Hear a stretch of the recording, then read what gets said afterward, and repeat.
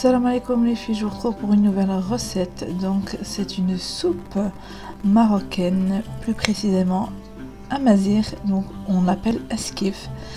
Donc voici les ingrédients. Il vous faudra de l'huile d'olive et de l'huile neutre, 2 oignons émincés, des pois chiches, du blanc de poulet, mais vous pouvez le remplacer par de la viande ou ne rien mettre du tout, de la sauce tomate, une tomate râpée,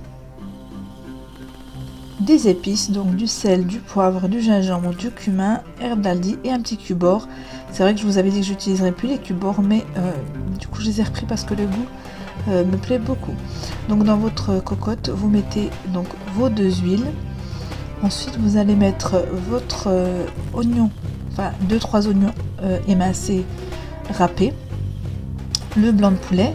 Vous pouvez le remplacer par des petits morceaux de viande autres que le poulet, les pois chiches, la tomate râpée, la sauce tomate, donc 2 petits bols à peu près, et vous allez venir mélanger le tout. Voilà, vous mélangez pour que tout soit bien homogène. Ensuite vous allez rajouter vos épices et écraser votre petit cube de cubord. Donc moi c'est un cube de bouillon de légumes. Et je vais venir rajouter une cuillère de curcuma, puisque le curcuma est bon pour la santé et donne un petit peu de couleur à votre plat. Et je vais venir mélanger le tout. Je ne vais pas mettre d'eau pour l'instant, je veux laisser mijoter un petit peu 5 minutes sans le couvrir. Voilà, pour que les épices prennent goût, pour que la viande prenne goût. Ensuite je vais venir rajouter du persil congelé, du coup que j'ai acheté au supermarché, sur le mélange, et je vais venir mélanger le tout. Et ensuite je vais laisser mijoter 5 minutes. Dès que vous voyez que ça commence à faire un petit peu de petites bulles sur le dessus. Ensuite je vais venir rajouter 2,5 litres d'eau à peu près.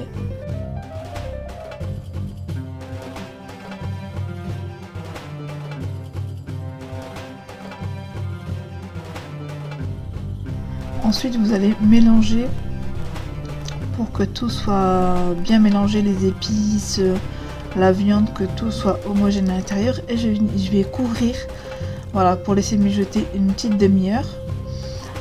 Voilà, donc voilà ce que ça donne au bout d'une demi-heure. Et ensuite vous allez voir, je vais préparer en fait un liant.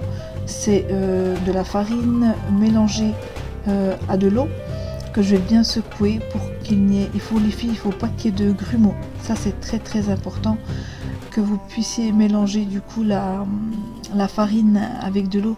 Il faut absolument qu'il n'y ait pas de grumeaux. Donc vous voyez, je le verse et je mélange en même temps.